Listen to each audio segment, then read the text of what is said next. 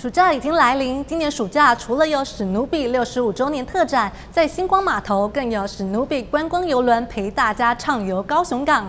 在今天上午，高雄社会局就与轮船公司共同合作，免费招待100多位弱势家庭儿童搭船游港体验，让第一次坐上邮轮的小朋友都感到非常兴奋。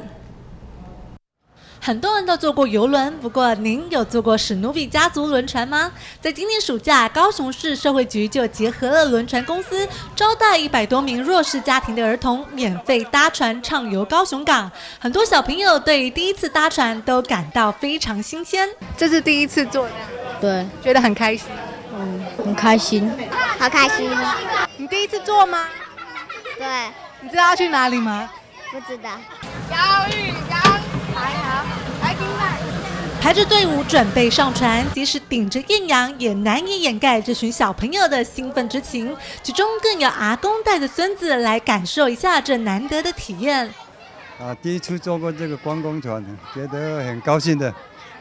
还带孙子这样子。对，是。你有没有开心？赶快呀！利用暑假，想说小朋友平常也都在上课，那我们利用暑假期间呢，来招待小朋友，顺便来搭我们这个独家授权的一个史努比的彩绘船，让他们能够体验一下我们高雄港的美丽，还有整个史努比彩绘的一个活泼性。多的经济弱势的家庭，其实他们要有机会可以搭船哈，然后甚至去接近海岸哈，有这样的一个机会。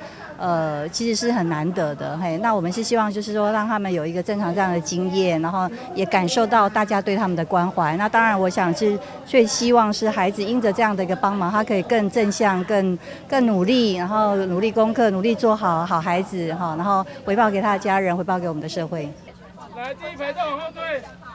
暑假已经到喽，把握这难得的游港机会，搭乘可爱的史努比家族邮轮，也为这群孩子留下难得的回忆。港都新闻肖宏汉、吴雅婷采访报道。